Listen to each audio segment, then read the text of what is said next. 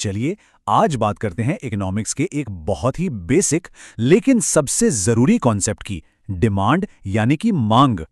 कभी सोचा है, जैसे ही ये खबर आती है कि भाई अगले हफ्ते पेट्रोल के दाम बढ़ने वाले हैं, तो पेट्रोल पंपों पर एकदम से लंबी लंबी लाइनें क्यों लग जाती हैं? चलिए, इसी सवाल से आज की बात शुरू करते हैं। बस यही जो भाग दौड़ है ना, ये हमें इकोनॉमिक्स के एक बहुत ही कोर आइडिया तक ले जाती है, और वो है डिमांड। तो आखिर ये इकोनॉमिक डिमांड मतलब आर्थिक मांग होती क्या है? चलिए इसे जरा ठीक से समझते हैं। अच्छा, तो डिमांड की जो किताबी परिभाषा है उस पर ध्यान देना जरूरी है। देखिए, ये सिर्फ किसी चीज को चाहने के बारे में नहीं है। मतलब कोई एक महंगी स्पोर्ट्स कार चाह सकता है ना? लेकिन अगर उसे खरीदने की हैसियत नहीं है, तो इकोनॉमिक्स की भाषा में वो डिमांड नहीं कहलाएगी। डिमांड तब बनती है जब किसी चीज को खरीदने की चाहत भी हो और उसे खरीदने की क्षमता मतलब पैसे भी हों। ये दोनों चीजें जब मिलती हैं तब बनती है असली आर्थिक मांग। अब आते हैं उस बुनियादी नियम पर जो कीमत और हम कितना सामान खरीदते हैं इसके बीच का रिश्ता तय करता है। मांग का नियम या लॉ ऑफ डिमांड बहुत ही सिंपल है। ये कहता है कि अगर बाकी सारी चीजें वैसी ही रहें, तो जैसे जैसे किसी चीज की कीमत बढ़ती है उसकी मांग घट जाती है, और जैसे ही कीमत गिरती है उसकी मांग बढ़ जाती है। बिल्कुल सीधा सा हिसाब। दाम ऊपर तो खरीदारी नीचे, दाम नीचे तो खरीदारी ऊपर। हमारे रोज के फैसलों के पीछे यही लॉजिक काम करता है। और इसी नियम को तस्वीर की शक्ल देता है ये डिमांड कर्व। देखिए, ये जो लाइन ऊपर से नीचे की तरफ जा रही है, ये साफ साफ दिखाती है कि जैसे जैसे कीमत, जो कि वर्टिकल लाइन पर है, नीचे आती है, खरीदी जाने वाली मात्रा जो हॉरिजॉन्टल लाइन पर है बढ़ती जाती है। तो जब किसी चीज की अपनी कीमत बदलती है तो हम इसी लाइन पर ऊपर या नीचे जाते हैं।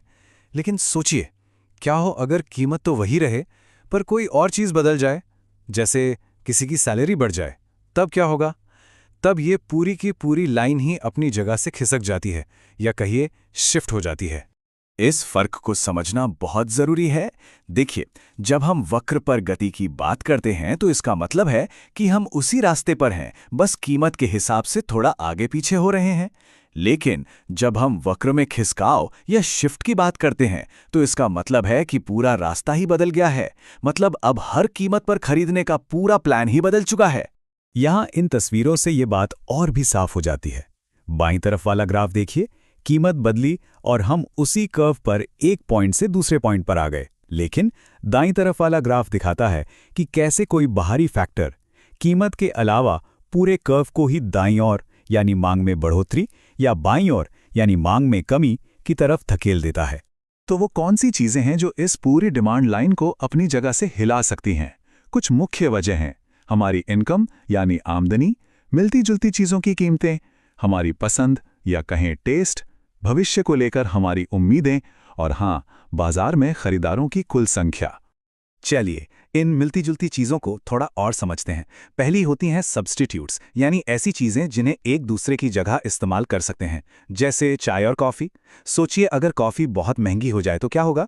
जाहिर है लोग ज्यादा चाय पीने लगेंगे, मतलब चाय की डिमांड बढ़ जाएगी। दूसरी होती हैं कॉम्प्लीमेंट्स, यानी वो चीजें जो एक साथ इस्तेमाल होती हैं, जैसे कार और पेट्रोल।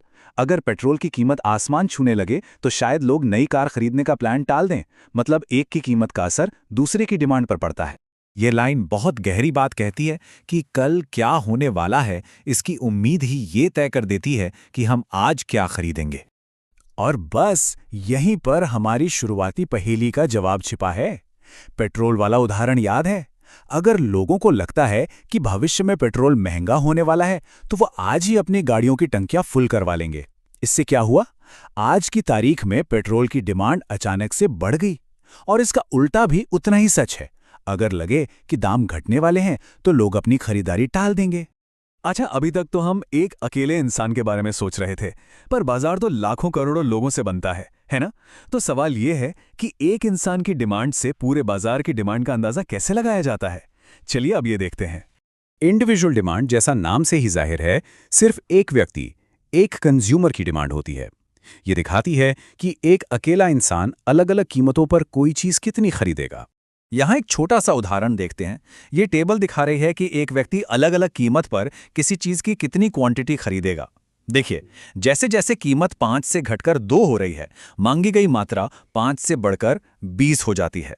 वही मांग का नियम काम कर रहा है यहाँ। तो फिर मार्केट डिमांड क्या है? इसका कॉन्सेप्ट बहुत ही सीधा है। ये बस बाजार में मौजूद हर एक कंज्यूमर की इंडिविजुअल डिमांड का टोटल है। बस सबको जोड़ दो। और ये स्लाइड इसी बात को बहुत अच्छे से समझाती है। देखिए, हर कीमत पर, जैसे 5 रुपए की कीमत पर, हम बस ए, बी और सी तीनों की डिमांड को जोड़ देते हैं और हमें मिल जाती है टोटल मार्केट डिमांड। तो मार्केट डिमांड कहीं बाहर से नहीं आती, वो हम सब की व्यक्तिगत मांगों से ही मिलकर बनती है। तो हमने ये तो समझ लिया कि कीमत बदलने पर मांग बदलती है, पर एक और सवाल है जो बहुत जरूरी है। कितनी बदलती है? क्या दाम में जरा सा बदलाव आने पर मांग में बहुत बड़ा फर्क आ जाता है या फिर ज्यादा असर नहीं पड़ता? इसी चीज को नापने के लिए इकोनॉमिस्ट एक और टूल का इस्तेमाल करते हैं जिसे कहते हैं मांग की लोच या इलास्टिसिटी। बिल्कुल आसान शब्दों में कहें तो इलास्टिसिटी या लोच बस ये सवाल पूछती है, अगर मैं कीमत बदलूं तो लोगों की खरीदारी में कितना ज्यादा या कितना कम बदलाव आएगा। तो डिमांड या तो इलास्टिक यानी लोचदार हो सकती है। इसका मतलब है कि लोग कीमत के बदलाव को लेकर बहुत ज्यादा सेंसिटिव हैं।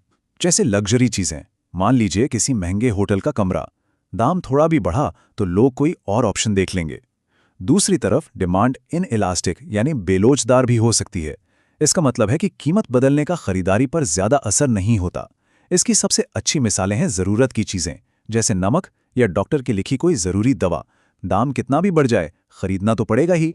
तो कुल मिलाकर डिमांड सिर्फ एक नंबर नहीं है, ये असल में हमारे फैसलों की एक कहानी है। एक ऐसी कहानी जिसे हमारी जेब, हमारी ज़रूरतें और भविष्य के बारे में हमारे अंदाजे मिलकर लिखते हैं। तो अगली बार जब बाजार में किसी चीज की कीमत ऊपर नीचे होते देखें तो जरा सोचिएगा।